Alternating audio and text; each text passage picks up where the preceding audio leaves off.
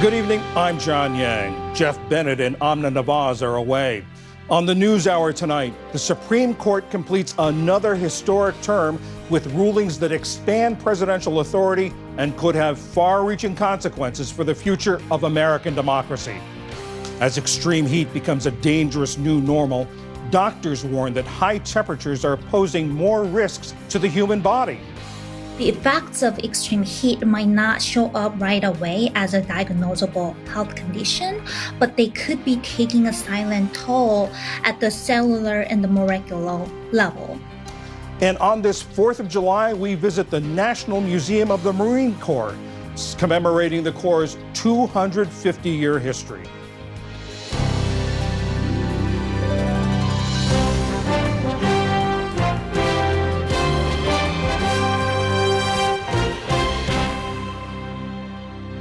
Major funding for the PBS NewsHour has been provided by Friends of the NewsHour, including Jim and Nancy Bildner, and the Robert and Virginia Schiller Foundation.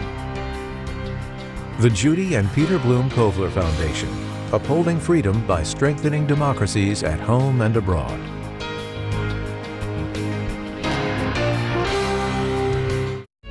The William and Flora Hewlett Foundation, for more than 50 years advancing ideas and supporting institutions to promote a better world at hewlett.org. The Charles F. Kettering Foundation, working to advance inclusive democracies. Learn more at kettering.org. And with the ongoing support of these individuals and institutions.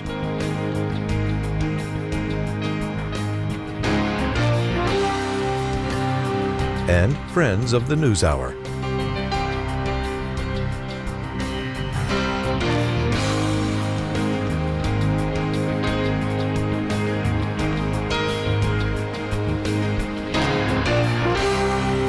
This program was made possible by the Corporation for Public Broadcasting and by contributions to your PBS station from viewers like you.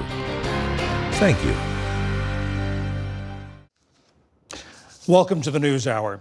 As Americans celebrate their freedom on this Independence Day, President Trump is celebrating a decisive win for his domestic agenda.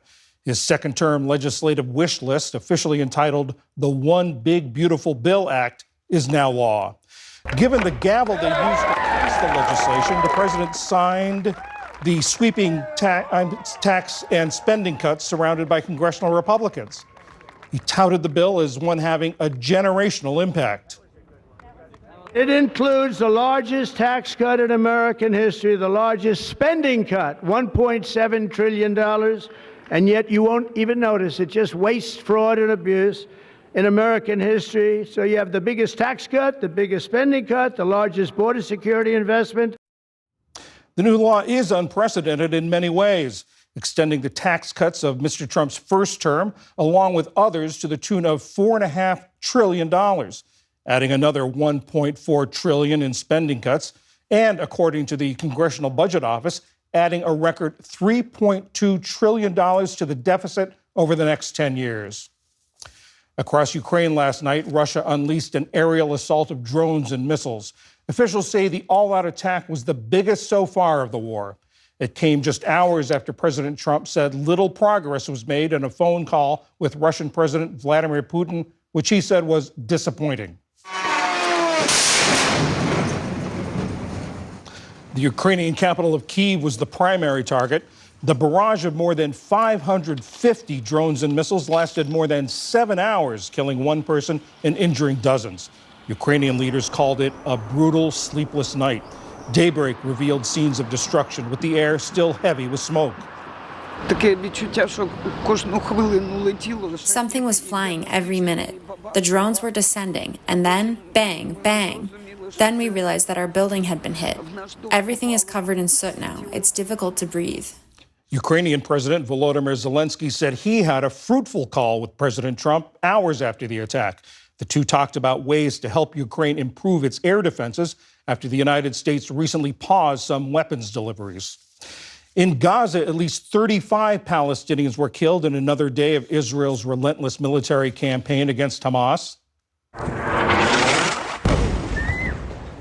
Israeli airstrikes claimed more than a dozen lives, while hospital officials said about 20 others were fatally shot as they waited for humanitarian aid convoys. Today, the UN said that in the span of a month, it's recorded the deaths of more than 600 Palestinians trying to get aid. UN officials called for an independent investigation. It is clear that the Israeli military has shelled and shot at Palestinians trying to reach the distribution points. How many killings? Who is responsible for that? We need an investigation. We need access. We need an independent inquiry. And we need accountability for these killings. Meanwhile, a senior U.S. negotiator tells PBS News that Hamas still has reservations about President Trump's 60-day ceasefire proposal, but is willing to discuss them in this weekend's talks in Qatar. Mr. Trump said Israel has already agreed to the deal. Severe weather on this July 4th has turned deadly in parts of the country. Texas Lieutenant Governor Dan Patrick said at least 6 people are dead in Kerr County, and more than 20 others are still missing, some of them children, after close to 10 inches of rain caused flash floods along the Guadalupe River. Meteorologists say the water rose 22 feet in just 2 hours. Meanwhile, in New Jersey, at least 3 people are dead after intense thunderstorms last night. The deaths were the result of toppled trees. The city of Plainfield declared a state of emergency and canceled its 4th of July festivities. Meanwhile, parts of Europe are dealing with a different set of difficult conditions.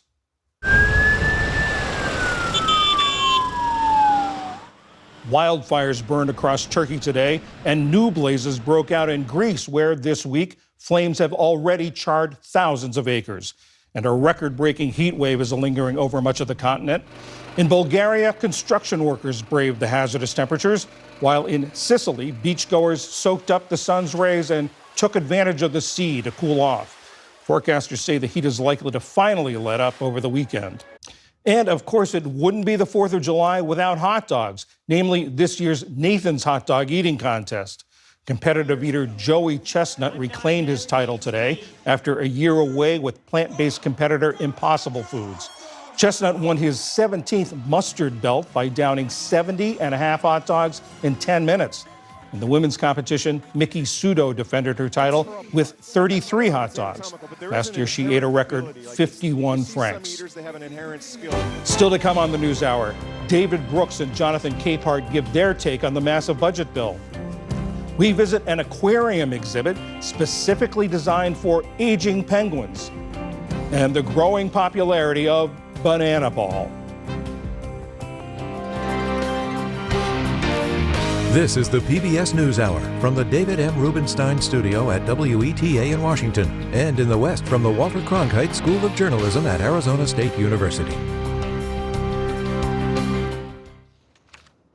As the Supreme Court headed into its summer break, the justices gave President Trump a big win, saying that district court judges do not have the authority to issue the sort of nationwide injunctions that had blocked administration policies. It capped a term in which the court's conservative majority delivered a string of legal victories for President Trump, many of them in emergency appeals, what's called the shadow docket.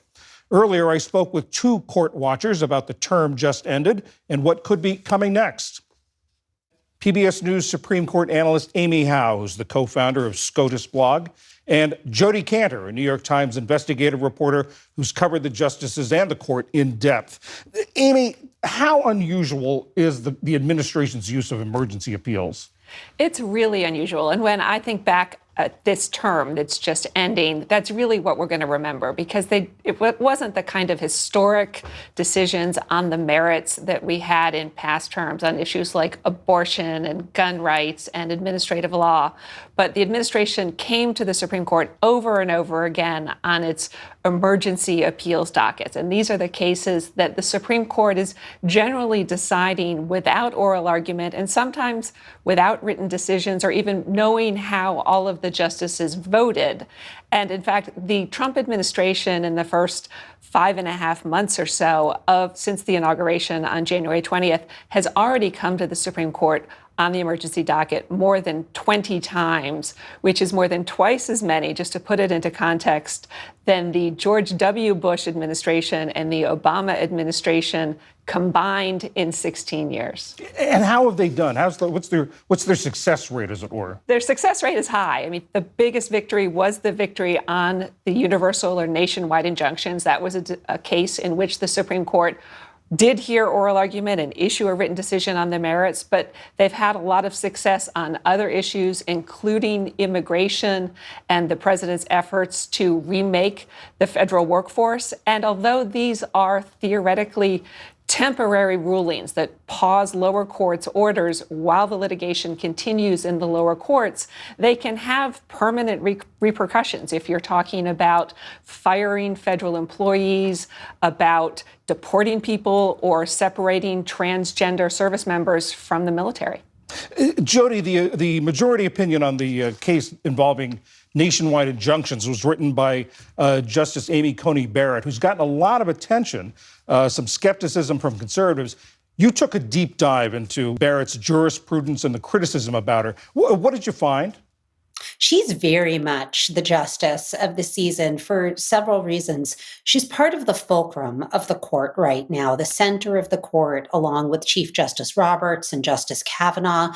This is a court where the power is really concentrated in those three people. Those are the three people you have to convince. Earlier this year, there was a series of extraordinary attacks and threats against her by MAGA figures. Remember, she was appointed by President Trump. A lot of these statements were way over the line. They were personal. They were about her family. Like many other federal judges, she was getting some very scary threats. At the same time, she became something of a beacon of hope for liberals who began to notice something we were able to quantify in numbers, which is that she was showing signs of leftward drift. Then, as you say, she wrote the Birthright Citizen opinion, which was remarkable for a relatively junior justice to take on. I mean, this is a decision that does some reordering of our legal system. And we can start to hear her voice clearly, more clearly than ever before. And to see that really just 5 years after coming onto the court, her influence is very much rising. And Amy, one of the other issues or the areas that the court got into this year was the culture wars. Talk about some of those cases. Yes, so there were a couple of those cases. The court in December heard a challenge to Tennessee's ban on gender-affirming care, and by a vote of 6-3, the justices upheld the Tennessee law, and this will affect similar laws in a number of other states. This was a case in which Justice Barrett actually joined the six justice majority and then wrote a concurring opinion and said in which she would have gone further and reached an issue that the majority didn't address, whether or not transgender people are a suspect or a protected class. And then they issued a decision in a case out of Montgomery County, Maryland, in the Washington, D.C. suburbs. They ruled that parents have a right to opt their children out of instruction using LGBTQ-themed storybooks. Amy, you heard Jody say that Justice Barrett is in the center of the court, along with the Chief Justice John Roberts and Justice Kavanaugh. What does it say about the ideological spectrum or ideological shift of this court that these three would be in the middle? They're not moderates, are they? They're definitely not moderates in any definition of the word. It just says that the center of the court has shifted to the right. Jody also talked about the threats that have been gone against some of these justices. The day after the court's term ended, Chief Justice John Roberts spoke at a judicial conference in North Carolina and addressed the rising criticism and threats. The danger, of course, is somebody might pick up on that, and we have had, of course, serious threats of violence and murder of judges just simply for doing their work. Threatening the judges for doing their job is totally unacceptable, and people should be careful about doing that. Jody, in your story about Justice Barrett, you found threats not only against her, but against her family. Exactly. We actually obtained the police report about a bomb threat to her sister in South Carolina. The language is really menacing. It's really specific. It was an empty threat. There was no bomb, but it is a truly scary sign of the times that it's not just the jurists who are being threatened, it's their extended families. And you also say that her youngest son asked why mommy has a bulletproof vest. She conjured up this really memorable moment in a recent speech. She talks about being at home and her young son spies the bulletproof vest lying somewhere in the house and asks her, "What is this? Why do you have it?" Amy, how are the justices coping with this? It's hard to say exactly. That the court does not comment on the justices' security. I've been going to the Supreme Court for a long time. There is visibly more security at the Supreme Court when the court is in session, and then surrounding the justices when they are out and about in the public. But I imagine it has to really weigh on them. Amy Howe, Jodi Kantor, thank you both very much. Thank you. Thank you.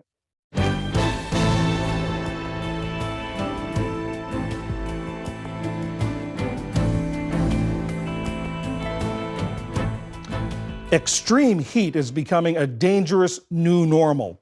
Last week, it affected much of the United States. This week, it's hitting Europe. The heat brings with it a number of health risks, from severe burns to accelerated aging. The effects of long periods of high temperatures on the human body are getting more attention in this time of rising climate change. Stephanie Sy reports from Phoenix, the epicenter of extreme heat in the United States, for our series, Tipping Point. Summer's off to a sweltering start. From New York to Chicago, triple-digit temperatures are behind heat illnesses, cancellations of sporting events, and strained power grids and outages. But nowhere is the heat more dangerous than in Maricopa County, Arizona, which every summer records hundreds of heat-related deaths and an untold number of heat-related burns. I was checking the pool. It was July 3rd, the hottest day of the year at that time. It was about 116 degrees. Phoenix resident Robert Woolley is 72. The retired teacher and former Navy aviator was walking around his pool 2 summers ago when he tripped and fell. I put my hand down to catch myself, and I was startled by how hot and sharp the rocks were. And instinctively, I picked my hand up, and I went all the way down to the ground, and I actually hit my head on the ground. And I tried to push myself back up, and I got partway up, and I tried that several more times, and I just could not get back up. And each time I tried, my hands hurt worse and worse and worse. And I looked at my hands, and the skin had peeled off my hands, and it looked like raw hamburger underneath. He eventually made it to the back door where his wife could hear him. When he arrived at Valleywise Hospital, he had third-degree burns on 20% of his body. When you're burned, you continue to burn, and they change your bandages daily. And so when they unwrap you, it's like being skinned alive. And yet, Woolley is one of the luckier burn patients, says Dr. Kevin Foster, the director of the Arizona Burn Center at Valleywise. For the most part, we're capable of saving just about anybody with a burn. However, the really difficult thing in the summertime is when heat stroke is also a problem. Because high temperatures affect every system of the body, the neurologic system, the cardiovascular system, the GI tract. And that really is the determining factor of how these patients are going to do, is how bad is the heat stroke and how bad have the other systems of the body been injured. The Burn Center is at its busiest during Phoenix's increasingly brutal summers. As we urbanize and we have more concrete and more areas that absorb heat, that just makes the problem even worse, and you have more surfaces to get burned on. Sidewalks, concrete, asphalt, paved surfaces, rocks, those surfaces can get up to 170 or even 180 degrees, which is just a little bit below the boiling point of water. So those are really, really hot surfaces, and it only takes a fraction of a second to get a deep burn when exposed to that. While heat-related illness and injury can hit anyone in these extreme summer months, people experiencing homelessness and substance users are at particularly high risk, accounting for a disproportionate number of heat-related deaths in recent years. Morning, Circle the City. Would you like some water? Perla Puebla is the Associate Medical Director of Street Medicine at Circle the City, an organization that provides medical treatment to the unhoused population in Maricopa County. We have to go from wellness to death prevention in the summer. She and her team go out daily offering medical care to people living on the streets. The summers are also a busy time for them. I have seen severe dehydration, heat exhaustion. I'm talking about the patients are actively sweating, they're dizzy, they're not feeling well, but they still don't want to go to the emergency room for many reasons. It could be that they don't want to leave their pet. They're no longer able to be hydrated with oral hydration, and we have to provide IV hydration, so intravenous hydration, to help them out. Preventative measures like IV hydration for patients who don't want to go to the emergency room may have contributed to the number of heat-related deaths ticking down last summer. There were still more than 600 such deaths in the county. The hardest part is staying cool. There's not a lot. Arizona don't have a lot of trees, and with being out on the street, they kick you out from everywhere. 43-year-old Brandolyn Valencia has been unhoused off and on over the last couple of years. She had a checkup with Puebla and her colleagues in South Phoenix. There's a lot of people with heat exhaustion, and I've seen a few people get heat stroke, and it's that bad here. It's that bad. So it's not the best place to be out here on the street, but it happens, and so they should just get the resources they can get and use them so they're not in this situation.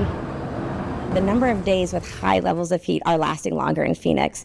And that is a problem for the unhoused population because there is a period of time where they can get no relief at night because it does not get under 90 degrees at night for a prolonged period of time. Again. Dr. Rebecca Morin is the medical director of the Family Health Centers at Circle the City and treats unhoused patients. Chronic medical conditions that normally don't change at all for somebody who's housed will change a lot for somebody who is unhoused because the heat interacts with the medicines, the heat interacts with the underlying medical issue. Meanwhile, new research from the University of Southern California suggests that greater exposure to extreme heat accelerates biological aging in older adults, raising new concerns about how climate change and particularly heat waves impact long-term health. The effects of extreme heat might not show up right away as a diagnosable health condition, but they could be taking a silent toll at the cellular and the molecular level. And over time, this could accumulate and eventually lead to disability or disease. Yoon Young Choi is one of the study's co-authors. In the study sample, people living in extreme heat experienced 14 months of additional biological aging compared to peers living in cooler areas. This effect was actually comparable to the effect that we could capture for the smoking, heavy smoking, and drinking, which are two well-established risk factors for aging and disease. Whether hidden or visible, heat's effects on health can be life-changing. For Robert Woolley, it's been a long 2 years. After an extended stay in the hospital and undergoing 5 surgeries and rehab, he's still not the same. How has this incident changed your outlook on your life? I don't take things as granted as I used to. I'm grateful for every day I'm alive. And while the astronomer gazes at the sun through one of his many telescopes, he now sees its power in a new light. For the PBS NewsHour, I'm Stephanie Tsai in Phoenix.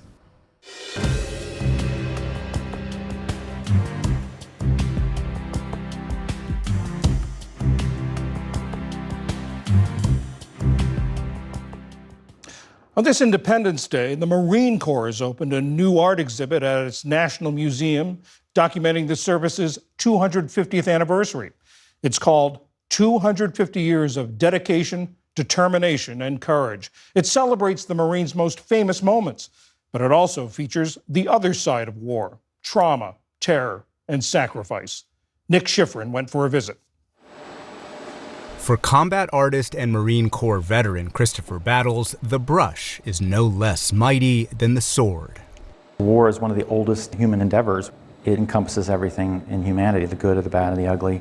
And so we try not to edit out any of that. So combat art tries to show everything as best we can. Battles enlisted back in the 80s as a computer operator. His true love was art, and he rejoined after 9/11 to deploy to Iraq as a combat artist. He's now at the Museum of the Marine Corps, south of Washington, D.C., as its artist in residence. There's something magical about the medium of the painted picture. There's a very intimate engagement there that is very personal. You can see the hand of the artist. You can see how the paint was put down, what was depicted, how things were arranged. And we're trying to bring maybe something noble and beautiful out of what is not always a beautiful or noble activity. One of the strengths of our collection is that we do not shy away from any subject. Joan Thomas is the curator of the exhibit, more than 90 works of art that document 2.5 centuries of Marine Corps history, from fighting the British in 1781 to fighting Seminoles in the 1840s to the 21st century battles of Afghanistan and Iraq. I look at art as a way of slowing down the scene. It slows down the moment. It captures the emotion. When you look at a painting, if you've been there, the smells all of a sudden, it's a sensory experience. And it's more than just a quick snapshot. It shapes it in a way that allows the viewer to step more closely into that experience. But the American dead number... Like at Iwo Jima in World War II. The Marines have to fight their way inland over bullet-swept coral. That fighting in the Pacific was savage, island to island, as the U.S. sought to destroy Imperial Japan. This was the Japanese headquarters. Enemy coast guns open up, and many of the landing craft get direct hits. But amid the amphibious assaults, amid the brutality, moments that can be slowed down. They haven't been afraid to go forward. They have done everything we've asked them to do. There's another painting depicting Down the Nets by Richard Gibney. Not only did you have to crawl over and try to get down the rope and land in the vehicle that was going to take you onto the beach, and that's before you even fired a shot. When you look at a painting like The Aftermath of Beirut or Field Hospital at Anhoa, you realize the price people are paying. There's a human price that's being paid. An often personal price. For so many, the pain and suffering of war comes home. And post-traumatic stress, a fact of war since its inception, has only recently been treated as the wound that it is. Sarah Rothschild's painting, Self-Portrait, what happens there doesn't always stay there, is her experience after she had gotten out of the Marine Corps, trying to get her life back together, and she was looking at herself in the mirror as she was kind of falling apart. We have one that shows a shock tent where you have exhausted Marines. You've been through too much, you've seen too much. How were you trained as an artist? Battles showed us around the exhibit. He has 9 paintings on display, most realist, but one looks and feels different. This is a battle scene in Fallujah, so war can be chaotic and jumbled and frenetic and dark and light. First or second floor. In November 2004, Marines fought Iraqi insurgents to retake Fallujah, west of Baghdad. The weeks-long operation became the Marines' largest urban battles since Vietnam, and among the deadliest. It was street to street and house to house.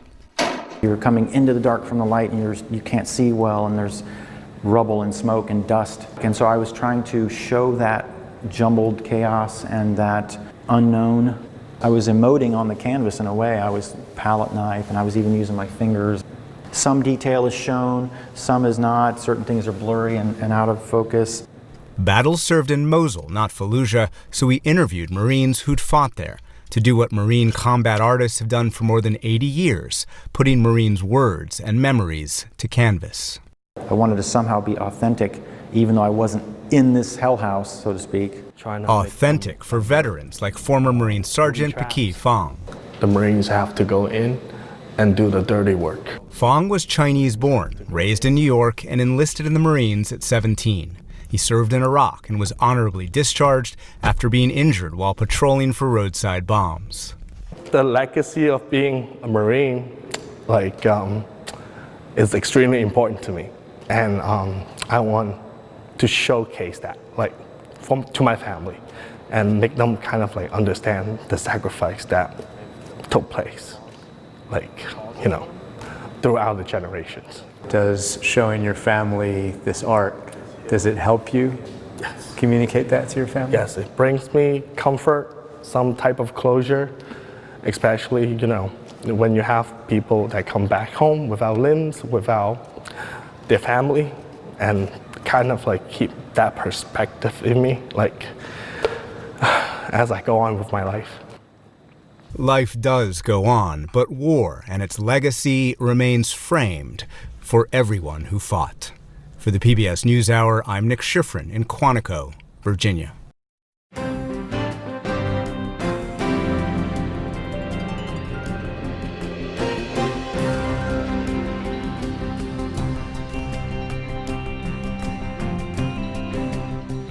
To discuss the political fallout of the Republican budget bill and the state of American democracy on this Independence Day, we turn to the analysis of Brooks and Capehart. That's New York Times columnist David Brooks and Jonathan Capehart, associate editor of The Washington Post. Gentlemen, welcome. Happy 4th. John, happy 4th. Jonathan, there were more than a couple times this week it looked like the big, beautiful bill wasn't going to make it. Like it was sort of teetering on the brink of failure. But a lot of the people who said there was no way they could support what came over from the Senate switched after talking to the president. Mm-hmm. What does this say about the president's hold and influence on the Republican Party now? Well, we've always known that his hold on the Republican Party is firm. What this vote, and now it's law, so now what this law says to me is he now has complete and total control of Washington. Congress, a co-equal separate branch of government, basically is the staffing arm of the executive. And the judicial branch, especially the Supreme Court, it seems like with some of their decisions, they are doing things in favor of some of the extreme things we've seen come out of the administration. So what we see with this so-called One Big Beautiful Bill Act, which is now the law, that they forced to get passed by this arbitrary deadline of July 4th so the president could sign it on the South Lawn, as he just did moments ago. This just says that President Trump, what happened is what we've been seeing happen since January 20th. He says jump, they say how high, and then they do it for him. David, total control of Washington? Yeah, I mean, it's true that presidents usually get their big signature initiative, but a couple of things are interesting to me. First, he's on a bit of a roll. He had the Iran bombing, which did not lead to a wider war. He won some Supreme Court victories. Immigration across the southern border is at decades-long lows. So the White House is crowing on all these victories, and they passed this thing. And so that suggests some momentum and some control. Of course, the shocking thing, when you take a step back, is that this did used to be a party that didn't like deficits. Yeah. And this is adding $3 trillion to deficits. And so you took a party, a lot of these people who voted for the bill have said, came to office to shrink the size of government and reduce debt, and $3 trillion. And when I look back on the sort of degradation process that got them to this point, it was the moment when Speaker Johnson started going after the Congressional Budget Office. For decades, the Congressional Budget Office has been considered and is a nonpartisan, accurate counter of the effects of legislation.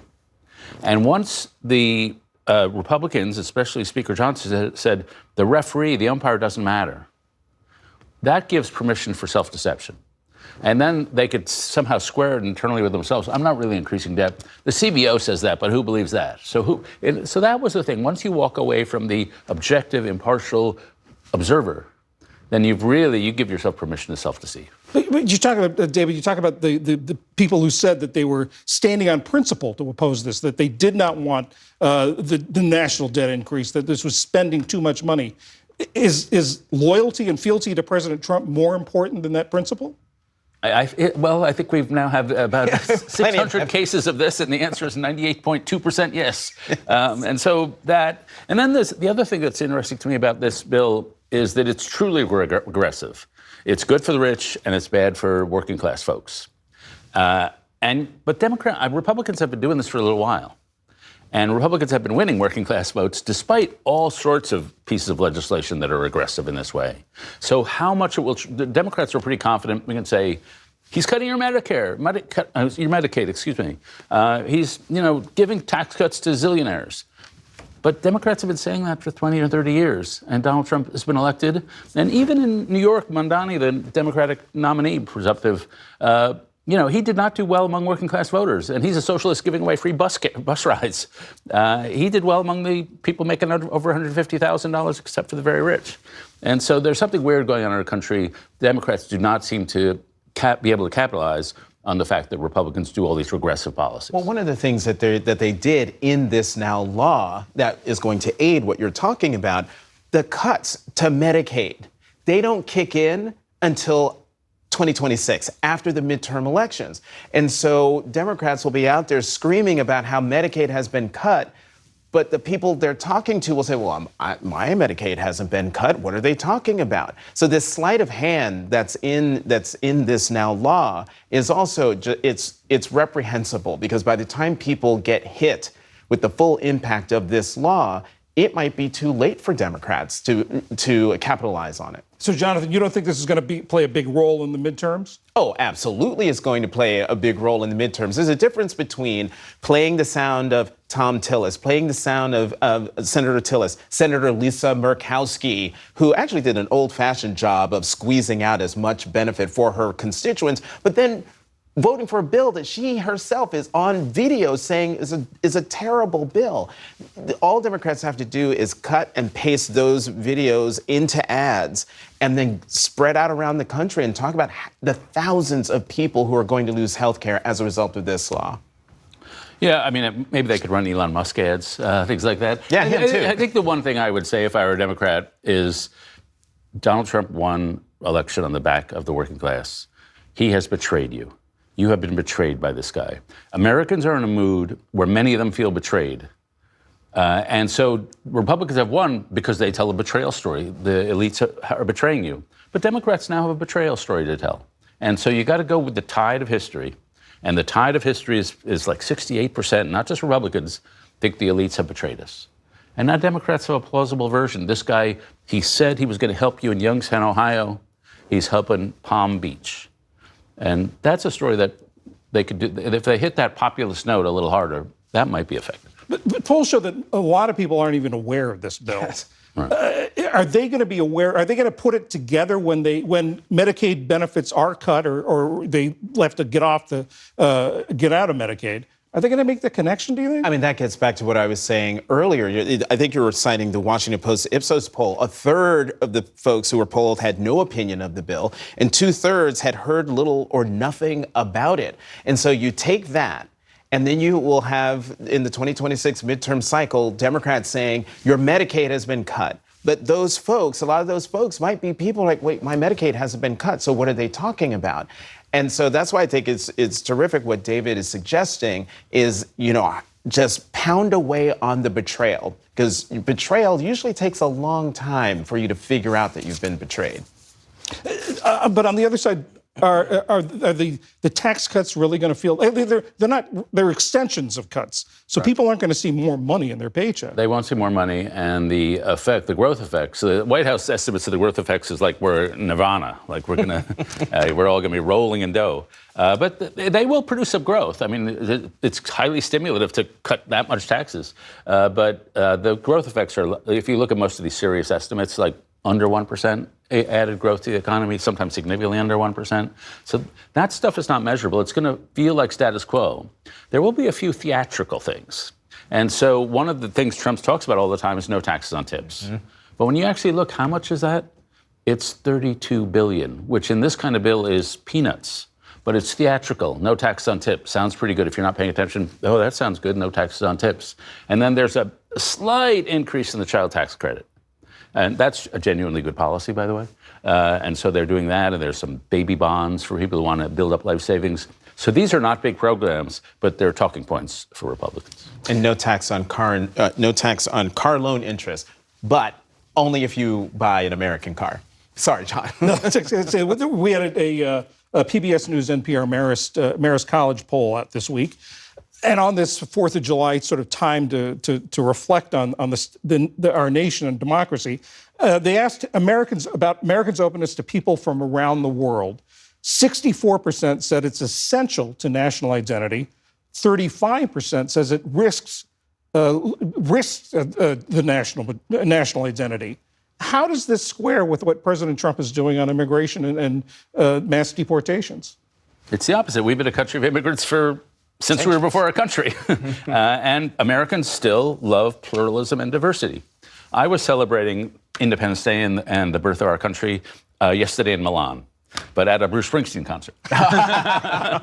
And he talked about exactly that, about the diversity of the country, the land he loves. He was so patriotic.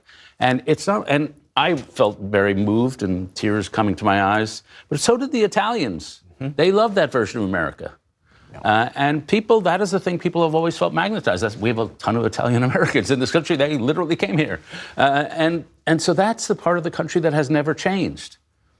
People were upset at the anarchy in the southern border, but we have never been a country that did not admire people who come here and work hard and make America what it is. You know, I was giving a speech at the Adams Institute in Holland during Trump won.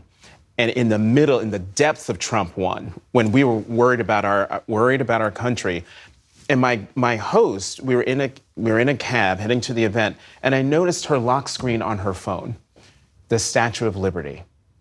Here's this Dutch woman with the Statue of Liberty. It said to me that America was still a beacon of hope for people around the world. And that's why that number is at 64%. That's why people look to the United States because of who we are, because of where we come from. President Biden always said, the United States is the only nation that was formed around an idea. And it's been successful because that idea is something that people from around the world, they can see themselves in it. And as long as we stay true to that, then no matter who the president is, we will stay true to our founding and our founding principles, I think.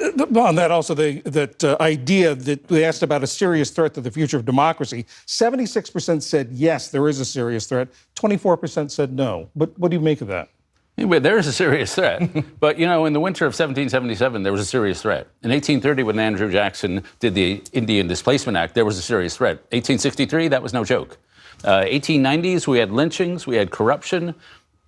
1930s, 1968, this is a country has built itself through a process of rupture and repair. We go through these hard periods, but then we repair. I'm still confident we're going to repair. Confident? Absolutely. And I'm confident just simply because of my own story. I don't know. Well, we have no time. I can't even. I just looked at the clock. Yeah. Just read my book, John. Best sales job there. Jonathan Capehart, David Brooks, thank you very much. Thanks, John.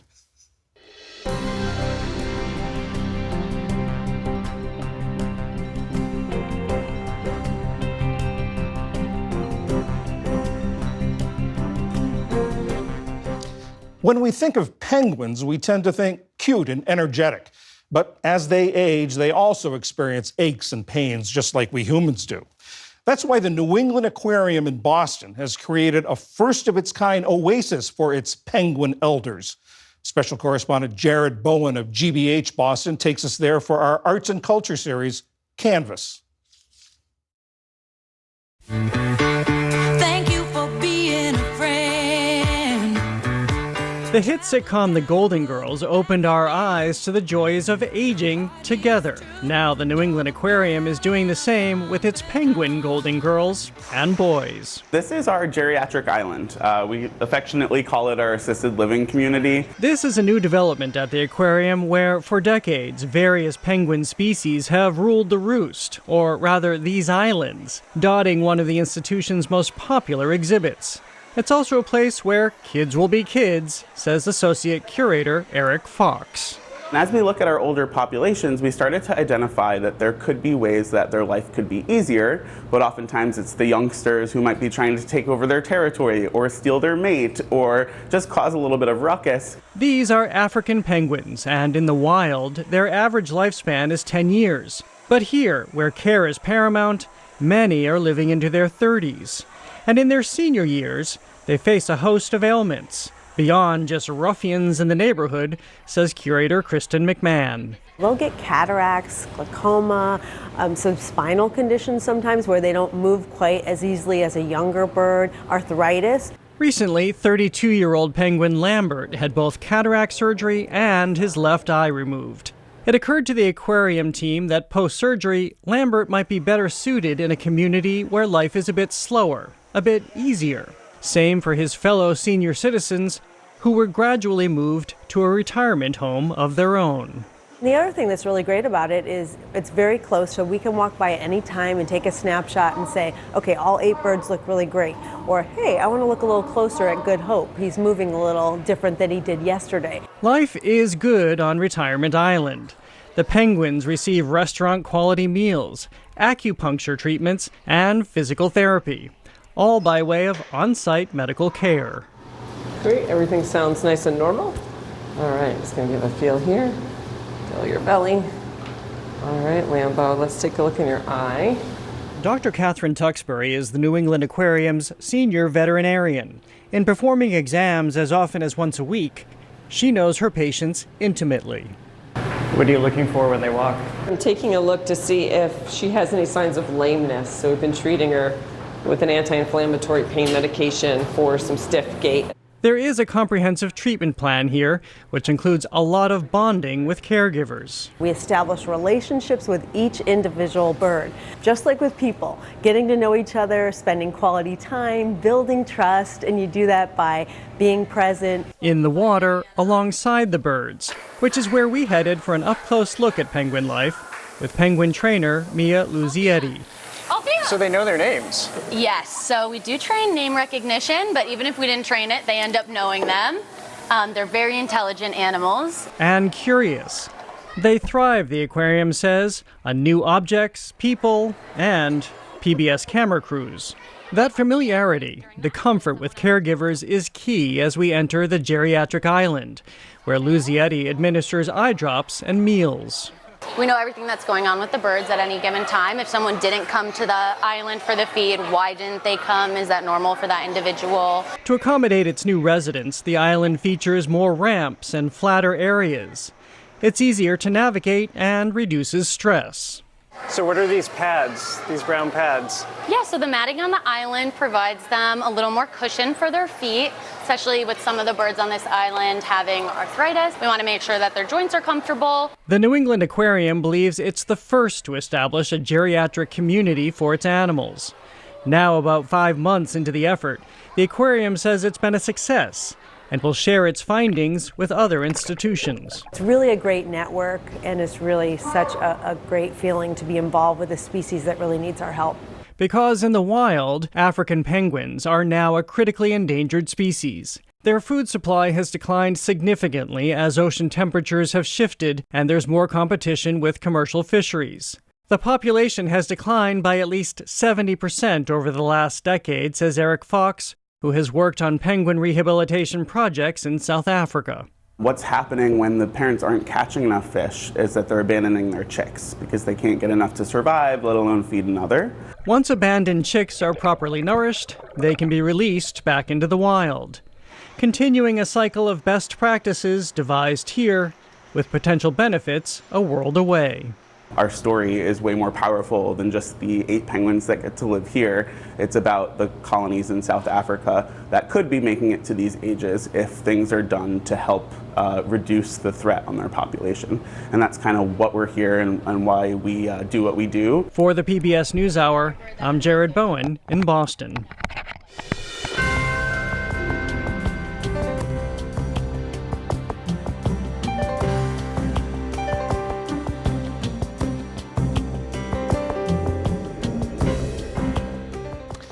Millions are going bananas over a new take on baseball called Banana Ball. To show us what it's all about, our Dima Zane took in a banana ball game between the Savannah Bananas and the Firefighters. If a fan catches a foul ball, it's an out. A pitch in the dirt, the batter steals first. And if you draw a walk, you better run as fast as you can. This is anything but traditional baseball. They're called the Savannah Bananas, and they're playing what they call banana ball. It's a fast-paced take on baseball, with 11 rules you wouldn't see at a major league game, filled with constant entertainment. Hey, baby. Ooh, I want to know. Never spun around in a chair like that before. It was all started in 2016 by Savannah Bananas CEO Jesse Cole, who had a vision of a fans first approach to baseball. Bring energy, bring fun, and lift people up. It was a tradition-busting idea. I realized that there's a fundamental problem with a game if you leave the game in the middle of the game. And so we said, all right, well, what if we made our own rules? With new rules in the game also came new antics on the field, including a twerking umpire, acrobatic trick plays, a batter on stilts, trending choreographed dances, and much more. Feels like a party. Yeah, like I'm in a baseball party and not a game. Circus meets the Olympics. Like, it's just amazing. And Cole himself is the circus's ringleader, rocking a signature banana yellow suit and top hat. It gives permission to people to have fun, to not take themselves too seriously. When your owner is running around, throwing out Dolce and banana underwear into the crowd and having fun, I think it says, you know what, we can loosen up. Banana Ball's popularity has grown exponentially in the past few years, racking up more than 30 million followers on social media and outpacing some Major League Baseball teams. And with a growing social media presence came an expanding Banana Ball League that welcomed the Party Animals, and in 2024, the Firefighters and Texas Tailgaters, with more teams on the horizon, according to Cole. When the Bananas and Firefighters went head-to-head in Washington, D.C. recently, the excitement was palpable. We're new fans, but now forever fans. They are the best baseball show on earth that's not a playoff game.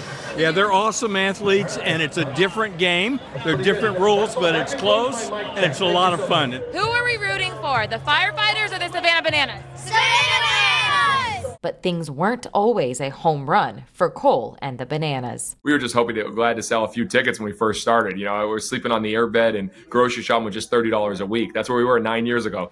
At first, no one wanted to play for us. And now every week we're hearing from numerous players, from guys that have played professional baseball, from people that are literally foregoing their college eligibility just to join us and be a part of this journey. The Bananas' Robert Anthony Cruz first played professionally with the Washington Nationals. It was my dream to be a professional baseball player. It was a lot of pressure, though. Showing up to the ballpark every day with the Nationals was pretty nerve-wracking. Showing up to the ballpark here with the Bananas, it's exciting. Kyle KJ Jackson and Christian Dearman also found playing for the league an opportunity to give their baseball careers new life. I felt as if this was the best way for me to continue to play the game I love and pursue my goal of being an entertainer. I saw how much it revived my love for the game, and it just made me want to be a part of it forever. The Savannah Bananas bring in tens of thousands of fans, selling out games across the nation. And a ticket lottery system is the main way to be a part of the action. We are the Taylor Swift of baseball. Tim Natty is the Savannah Bananas Vice President of Finance. It pains us that we can't get everybody in the door, but we are trying the best we can in order to deliver the product to them if they can't come and be in our home venue for a night or two. And it's big business when Banana Ball comes to town, hitting 40 cities and 25 states this year, playing at 18 major league stadiums and 3 NFL football stadiums across the nation. Last year, what we saw was that 25% of the ticket holders that came to see Savannah Bananas were from outside of the region. Deputy Mayor for Planning and Economic Development for the District of Columbia, Nina Albert, says games with nationwide appeal always bring in the big bucks. What an out-of-town visitor does for the District of Columbia. It includes staying in a hotel. It includes eating out for breakfast, lunch, and dinner. And for dessert, perhaps a banana split. The world's hungry for fun, and so we're grateful that we get to deliver it every night. For PBS News, I'm Dima Zane, catching a story that's just bananas.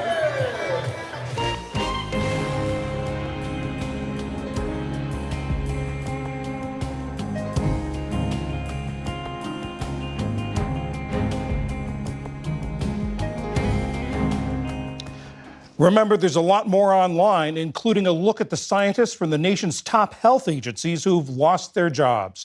That's at pbs.org/newshour. And join me tomorrow on PBS News Weekend for a look at what's behind a boom in secondhand shopping as more Americans turn to thrifting. And that is the News Hour for this 4th of July. I'm John Yang. For all of my colleagues, thanks for joining us. See you tomorrow. Major funding for the PBS NewsHour has been provided by the ongoing support of these individuals and institutions, and friends of the NewsHour, including Kathy and Paul Anderson, and Camilla and George Smith. The Walton Family Foundation, working for solutions to protect water during climate change so people and nature can thrive together. A law partner rediscovers her grandmother's artistry and creates a trust to keep the craft alive. A Raymond James financial advisor gets to know you, your passions, and the way you enrich your community. Life well planned. The John S. and James L. Knight Foundation, fostering informed and engaged communities. More at kf.org.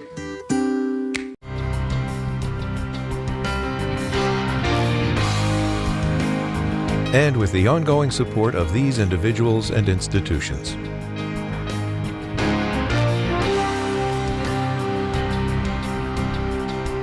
And friends of the NewsHour.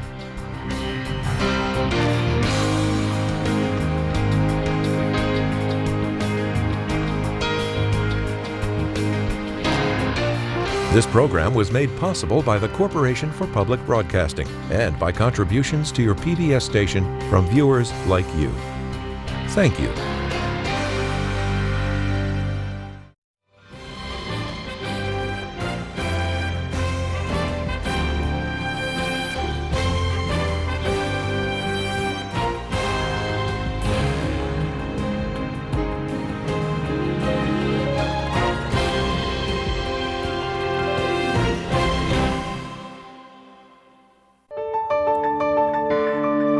You're watching PBS.